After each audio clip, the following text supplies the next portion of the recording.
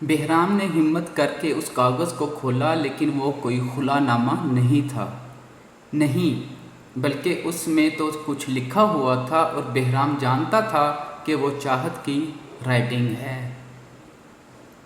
بہرام نے مردہ آنکھوں سے اس خط کو پڑھنا شروع کیا۔ خان جی، میں نہیں جانتی کہ اپنی بات کہاں سے شروع کروں۔ زندگی میں پہلی بار باتونی سی چاہت کے پاس کہنے کو کوئی الفاظ ہی نہیں۔ بس اتنا سمجھ لیجئے کہ جو اس میں لکھا ہے وہ الفاظ نہیں، میرے احساسات ہیں۔ جب اس شخص نے آ کر مجھے بتایا کہ آپ نے میرے بابا کی جان لی کیونکہ میرے بابا آپ کے ماں باپ کو اس آگ میں جلنے سے نہیں بچا پائے، تو مجھے لگا کہ جیسے کسی نے میری خوشیوں کو جلتی بھٹی میں جھونک دیا ہو۔ لیکن میں نے اس کا یقین نہیں کیا خان جی۔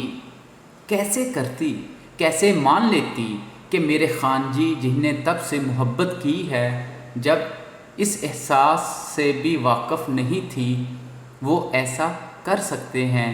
کیسے مان لیتی کہ وہ شخص جو مجھے پوری دنیا میں سب سے اچھا لگتا ہے، وہ کسی سے ایسی زیادتی کر سکتا ہے؟ میں یہ بات نہیں مان سکتی تھی، اس لیے اماں سے وجہ جاننے کی بجائے میں نے آپ سے پوچھا۔ میں چاہتی تھی آپ مجھے سب بتا دیں، مجھے جھوٹا ثابت کر دیں اور سب ٹھیک ہو جائے، لیکن ایسا نہیں ہوا۔ آپ کا مجھ سے سچ چھپانا میرے دل میں پلتے اس شک کو یقین میں بدل گیا، اور میں نے اپنی زندگی کا سب سے بڑا گناہ کر دیا، آپ پر یقین نہیں کر پائی۔ کیوں کیا آپ نے ایسا خان جی؟ سچ جان کر میں شاید بکھر جاتی، شاید خود سے نفرت کرنے لگ جاتی، لیکن آپ کی محبت مجھے سمیٹ لیتی خان جی۔ آپ کی محبت مجھے بکھرنے سے خود کو چاہنے پر مجبور کر دیتی، لیکن اب جو نفرت خود سے کرنے لگی ہوں وہ کبھی ختم نہیں ہو پائے گی۔ اب جیسے بکھری ہوں پھر کبھی خود کو سمیٹ نہیں پاؤں گی۔ جو میں نے آپ کے ساتھ کیا اس سے آپ کی چاہت مکمل طور پر مٹ گئی ہے خان جی۔ اب بس ایک وجود باقی ہے، اور وہ وجود آپ کی سزا کا مستحق ہے۔ آپ چاہیں تو مجھے طلاق دے دیں یا میری جان لے لیں، مجھے ہر سزا قبول ہوگی خان جی۔ بس ایک خواہش پوری کر دینا۔ ایسا کرنے سے پہلے بس اتنا کہہ دینا کہ آپ نے مجھے معاف کیا، تاکہ میں یہ جان کر سکون سے مر جاؤں کہ اگلے جہان میں میری بخشش ہو جائے گی، اور اللہ تعالیٰ اس جہان میں آپ کو مجھے دے دیں گے ہمیشہ ہمیشہ کے لیے۔ جانتی ہوں میں خواہش کرنے کے قابل نہیں، پھر بھی میری یہ خواہش پوری کر دیں گے تو میرے لیے بہت بڑا احسان ہوگا۔ فقط آپ کی چاہت۔ خط میں لکھے الفاظ پڑھ کر کتنے ہی آنسو بہرام کی آنکھوں سے ٹوٹ کر ان صفوں پر گرے تھے جو یہ اتنے دنوں سے اس آگ میں جل رہا تھا کہ اس کی محبت اس سے نفرت کرتی ہے۔ کتنا بے خبر تھا کہ اس کی محبت اس سے بھی زیادہ شدت سے اسی آگ میں جل رہی تھی۔ بہرام نے وہ 3 صفحے اپنے سینے دل کے مقام پر رکھے، اور پھر وہ 30 سالہ شخص 18 سال کے بعد آج پھر سے پھوٹ پھوٹ کر رو دیا۔ الطاف کی آنکھ کھلی تو پہلی نگاہ ڈاکٹر پر پڑی، جو اسے دیکھ کر مسکرا رہا تھا۔ نئی زندگی مبارک ہو مسٹر بیگ۔ الطاف نے بند ہوتی آنکھوں سے اسے دیکھا اور اس کی بات کو سمجھنے کی کوشش کرنے لگا۔ میں کہاں ہوں؟ ڈاکٹر نے اس کے کندھے پر ہاتھ رکھا۔ آپ کا ایکسیڈنٹ ہوا تھا، لیکن اب آپ بالکل ٹھیک ہیں۔ ڈاکٹر کی بات پر الطاف کو اپنی کار کا ٹرک سے ٹکرانا یاد آیا، اور ساتھ ہی اپنے جسم میں اٹھتی تکلیفوں کا اندازہ بھی ہوا۔ آپ کا بلڈ گروپ ریل ہونے کی وجہ سے ہمیں کافی مشکل درپیش آئی، لیکن وہ تو شکر ہے کہ وقت پر آپ کا بیٹا یہاں آ گیا، ورنہ ہم آپ کو بچا نہیں پاتے۔ ڈاکٹر کی بات پر الطاف کی آنکھوں میں حیرت اتری۔ بیٹا؟ لیکن میری بیٹی؟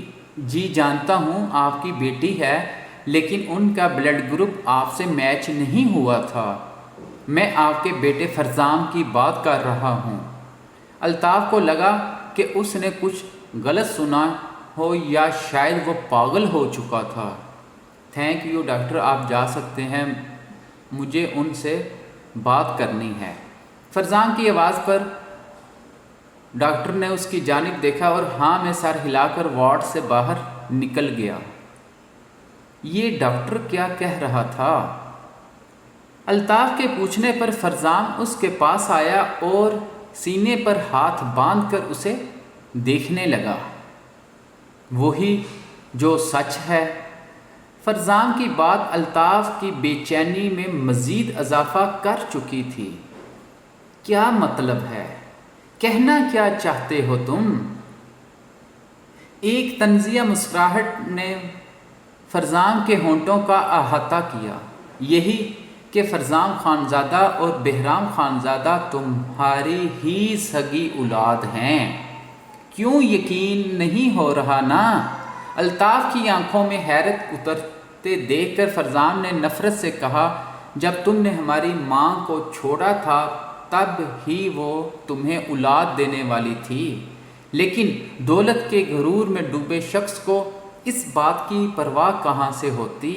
الطاف کو لگا اس کی سانسیں سینے میں ہی اٹک جائیں گی، لیکن کوئی خوش فہمی پیدا مت کر لینا الطاف بیگ، ہم دونوں سلیمان خانزادہ کی اولاد ہیں اور اسی کی اولاد رہیں گے، کیونکہ اس نے ہماری ماں کو کوئی چیز سمجھنے کی بجائے نہ صرف اسے مقام دیا بلکہ ہم دونوں کو اپنا نام بھی دیا، ورنہ تمہاری وجہ سے تو ہم جائز ہوتے ہوئے بھی ناجائز کہلاتے۔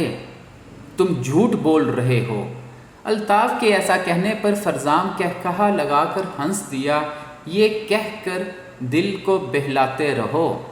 فرزان نے اس کے پیروں کے پاس موجود ٹیبل سے کچھ پیپرز اٹھا کر اس پر پھینکے۔ یہ رہی وہ ڈی این اے رپورٹس جو میرا اور تمہارا تعلق ثابت کرتی ہے۔ پھر بھی یقین نہیں تو یہ تمہارا مسئلہ ہے۔ الطاف نے حیرت سے فرزان کو دیکھا، اسے وہ رپورٹ دیکھنے کی ضرورت نہیں تھی، فرزان کی آنکھوں میں موجود سچائی وہ دیکھ سکتا تھا۔ ساری زندگی وہ بیٹے کے لیے ترستا رہا تھا اور آج اسے پتہ چلا تھا اس کے ایک نہیں بلکہ دو بیٹے تھے۔ دل میں کوئی خوش فہمی نہ پال لینا کہ میں نے تمہیں اپنا خون دے کر اس لیے بچایا کہ تم میرے باپ ہو۔ میں نے تمہیں صرف اس لیے بچایا ہے کہ موت تمہارے لیے بہت چھوٹی سزا ہے۔ تمہیں تو اس سزا کو جینا ہے الطاف بیگ، جیسے زندگی کہتے ہیں۔ جس دن تمہارا یہ دولت اور طاقت کا غرور ٹوٹ کر چکنا چور ہوگا، اس دن میرے بابا سلیمان خانزادہ کو انصاف ملے گا۔ اتنا کہہ کر فرزان کمرے سے باہر نکل گیا۔ اس نے الطاف کی کوئی بات بھی نہیں سنی تھی اور الطاف ہر چیز کو سمجھتا پھوٹ پھوٹ کر رو دیا۔ اسے وہ پل یاد آیا جب وردہ اس کے پیروں میں گڑ گڑا کر روئی تھی کہ وہ اسے نہ چھوڑے ورنہ وہ برباد ہو جائے گی، اور الطاف اس جیسی غریب لڑکی کو اپنا کھلونا سمجھتا اسے برباد کر گیا، لیکن وہ تو برباد نہیں ہوئی تھی۔ قدرت نے اسے سلیمان جیسے انسان کا ساتھ دیا تھا۔ برباد تو الطاف ہوا تھا جو دو وارث ہونے کے باوجود ان سے انجان رہا تھا۔ برباد تو وہ آج ہوا تھا۔ وہ سب بیگ ولا آئے تھے جہاں انجم بیگم کی آخری رسومات ادا کر کے انہیں سپرد خاک کر دیا گیا تھا۔ فرزان تو بس لاچارگی سے حبا کو دیکھ رہا تھا جو اپنی ماں کو کھونے پر بہت زیادہ افسردہ تھی، لیکن اسے صبر تو وقت کے ساتھ ہی آنا تھا۔ مناہل، فرزان کے پکارنے پر مہمانوں اور حبا کے ساتھ بیٹھی مناہل اٹھ کر فرزان کے سامنے آئی۔ جی تیاری کرو، ہم واپس جا رہے ہیں۔ فرزان کی بات پر مناہل نے حیرت سے اسے دیکھا۔ لیکن فرزان، رات کے 11 بج رہے ہیں ابھی تو رات کا سفر بھی کیا جا سکتا ہے۔ تم جاؤ اور اپنا سامان لے آؤ، میں ایک اور پل یہاں نہیں گزارنا چاہتا۔ فرزان کے ذرا سختی سے کہنے پر مناہل نے ہاں میں سر ہلایا اور حبا کے کمرے کی جانب چلی گئی جہاں اس کا سامان پڑا تھا۔ کمرے میں پہنچ کر اس نے اپنا بیگ پکڑا اور واپس جانے کے لیے مڑی تو دروازے میں کھڑی شیزہ بیگم کو دیکھ کر اس کا سانس خوف سے سینے میں ہی اٹک گیا۔ پھپھو آپ؟ شیزہ کی آنکھوں میں نفرت کی آگ دیکھ کر مناہل مزید ڈر گئی۔ اس نے وہاں سے جانا چاہا لیکن شیزہ نے اسے پکڑ کر دیوار سے لگایا اور اپنے ہاتھ میں اس کی نازک گردن دبوچ لی۔ تمہاری وجہ سے میں نے اپنے شوہر کو کھویا۔ تمہیں کیا لگتا ہے میری زندگی برباد کر کے تم خوش رہو گی؟ میں تمہیں بھی زندہ نہیں چھوڑوں گی، مار دوں گی میں۔ مناہل نے شیزہ سے مقابلہ کرنے کی کوشش کی لیکن شیزہ کی پکڑ بہت زیادہ مضبوط تھی۔ کچھ ہی دیر میں مناہل کو اپنا سانس اکھڑتا ہوا محسوس ہوا تو مزید مقابلہ کرنے لگی۔ آج میں تمہیں نہیں چھوڑوں گی مناہل، میں تمہیں اس سے چھین لوں گی، بالکل جیسے اس نے فیض کو مجھ سے چھینا۔ بہت سے آنسو مناہل کی آنکھوں میں آئے۔ وہ چلانا چاہ رہی تھی لیکن گردن پر موجود دباؤ کی وجہ سے اس کی آواز حلق سے نہیں نکل رہی تھی۔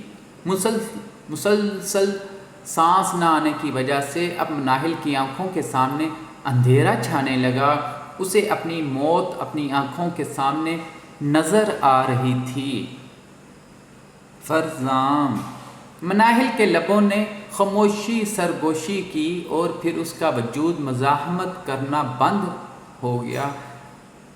یوں ساکت ہوتا دیکھ شیزہ کی آنکھوں میں چمک آئی۔ وہ فرزام خانزادہ سے انتقام لے چکی تھی۔ مناہل کے جسم کو یوں بے جان ہوتا دیکھ شیزہ مسکرانے لگی لیکن تبھی کسی نے اس کی کلائی کو اپنے مضبوط ہاتھ میں پکڑ کر مناہل کی گردن سے دور کیا تو مناہل فوراً کھانستے ہوئے گہرے گہرے سانس بھرنے لگی۔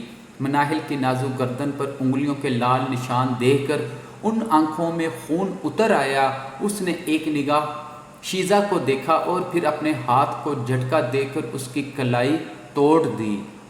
شیزہ کی دردناک چیخ اس کمرے میں گونج اٹھی۔ فرزام نے اسے جھٹکے سے زمین پر پھینکا اور مناہل کے پاس آیا جو ابھی بھی اپنا سانس بحال کرنے کی کوشش کر رہی تھی۔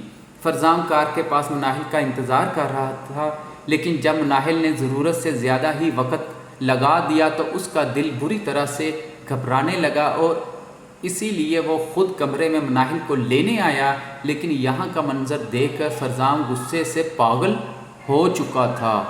میری من کو ہاتھ لگانے کی جرت نہیں کسی میں اور تم نے اسے نقصان پہنچانا چاہا، میں تمہیں زندہ نہیں چھوڑوں گا پاگل عورت۔ فرزام نے آگے بڑھنا چاہا تو مناہل اس سے چپک گئی اور روتے ہوئے انکار میں سر ہلانے لگی۔ نہیں فرزام پلیز چلیں، پلیز مجھے یہاں سے لے جائیں۔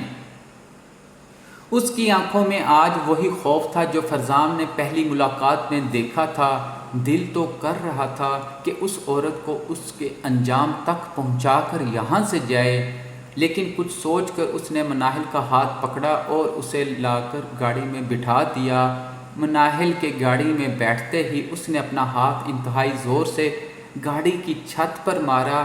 وہ مناہل کو ایک پل کے لیے بھی تنہا چھوڑنے کی بھول کیسے کر سکتا تھا؟ اگر وہ وقت پر وہاں نہیں پہنچتا تو؟ یہ سوچ کر ہی فرزام کو ایسا لگا جیسے کسی نے اس کا دل مٹھی میں دبوچ لیا ہو۔ وہ خاموشی سے گاڑی میں بیٹھا اور ڈرائیو کرنے لگا۔ مناہل سہم کر اس کے چہرے پر موجود غصے کو دیکھنے لگی۔ فرزام! ایک لفظ بھی نہ نکلے تمہارے منہ سے اس وقت مناہل، ورنہ اچھا نہیں ہوگا۔ مناہل اس کے اتنے زیادہ غصے سے کہنے پر سہم کر دروازے سے لگ گئی اور پھر آنکھیں موند کر رونے لگی۔ I am sorry. کیا سوری مناہل؟ جب میں نے کہا تھا کہ تم ان لوگوں میں واپس نہیں آؤ گی تو تمہیں اپنی انسانیت یاد آ گئی۔ قابل ہیں یہ لوگ انسانیت کے؟ مناہل نے اپنا سر شرمندگی سے جھکا لیا۔ فرزام نے ایک نظر اسے یوں روتے دیکھا تو گاڑی کو سائڈ پر لگا کر اس کا چہرہ ہاتھوں میں تھام لیا۔ دیکھو مناہل، میں جانتا ہوں تم بہت صاف دل کی مالک ہو، نفرت کرنا نہیں جانتی، لیکن اپنی اس نرمی اور محبت کو انہی لوگوں تک محدود رکھو جو اس قابل ہیں۔ جو شخص زیادہ میٹھا ہوتا ہے یہ دنیا اسے نگل لیتی ہے۔ مناہل ایسے لوگوں کے لیے اپنے اندر کرواہٹ پیدا کرو۔ اس کے یوں پیار سے سمجھانے پر مناہل نے ہاں میں سر ہلایا اور اپنا ہاتھ اس کے ہاتھ پر رکھ کر کچھ کہنا چاہا، لیکن فرزام نے اس کے بولنے سے پہلے ہی اپنے ہاتھ اس کے چہرے سے ہٹا دیے اور گاڑی چلانے لگا۔ یہ بالکل مت سمجھنا کہ میں نے تمہیں معاف کر دیا، ناراضگی قائم ہے میری اور تب تک رہے گی جب تک تم مجھے منانے میں کامیاب نہیں ہو جاتی۔ اب تمہاری آواز بھی نہ نکلے۔ مناہل نے حیرت سے فرزام کو دیکھا۔ اس کے ناراضگی کے خیال سے ہی وہ ننھی سی جان مشکل میں آ چکی تھی۔ اب بھلا وہ اپنے ڈمپل والے ناراض سے شہزادے کو کیسے مناتی؟ چاہت کو بہرام کو وہ خط بھیجے 1 ہفتے سے زیادہ کا وقت ہو چکا تھا، لیکن بہرام نے ابھی تک اسے کوئی جواب نہیں دیا تھا۔ وہ سمجھتی تھی کہ وہ خط پڑھتے ہی بہرام اسے طلاق بھجوا دے گا، اسی لیے ہر نماز کے بعد اس کی بس ایک ہی دعا ہوتی کہ اسے طلاق دینے کی بجائے بہرام اس کی جان لے لے۔ ابھی بھی وہ عشاء کی نماز کے بعد ہمیشہ والی دعا کر کے اٹھی اور سکینہ کی جانب دیکھا جو ابھی بھی جائے نماز پر بیٹھی دعا مانگ رہی تھی۔ میں کمرے میں سونے جا رہی ہوں اماں، اللہ حافظ۔ سکینہ نے مسکرا کر ہاں میں سر ہلایا تو چاہت ان کے کمرے سے نکل کر اپنے کمرے میں آ گئی۔ اس نے اندھیرے میں سوئچ پر ہاتھ رکھ کر لائٹ آن کرنا چاہی، لیکن بٹن دبانے کے باوجود لائٹ آن نہ ہونے پر وہ حیران ہو گئی۔ لگتا ہے لائٹ خراب ہو گئی ہے، چاہت نے سوچا اور اندھیرے میں اندازے سے ہی بیڈ تک گئی اور اپنا دوپٹہ اتار کر سائیڈ پر رکھنے کے بعد بالوں کو کیچر سے آزاد کر کے لوز سا جوڑا بنایا اور بستر میں لیٹ گئی۔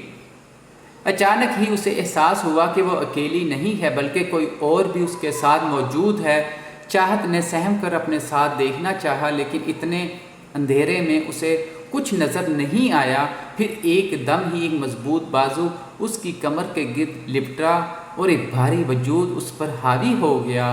چاہت نے چیخنے کے لیے منہ کھولا، لیکن اس سے پہلے ہی ایک مضبوط اس کے منہ پر آ کر اس کی چیخ کا گلا گھونٹ چکا تھا۔ آواز بھی نہ نکلے تمہاری ورنہ اچھا نہیں ہوگا۔ اپنے کان کے پاس اس سرگوشی کو محسوس کر کے چاہت کی آنکھیں حیرت سے پھیل گئی۔ وہ بھلا کیسے اس آواز کو نہ پہچانتی؟ یہ آواز تو اس کے دل و دماغ پر چھائی ہوئی تھی۔ خان جی! چاہت نے اپنے ہونٹوں سے اس کا ہاتھ ہٹا کر گھبراتے ہوئے اسے پکارا۔ ہاں چاہت، تمہارا خان آج تمہارے جرم کا حساب کرنے آیا ہے، تمہیں تمہارے گناہوں کی سزا دینے آیا ہے۔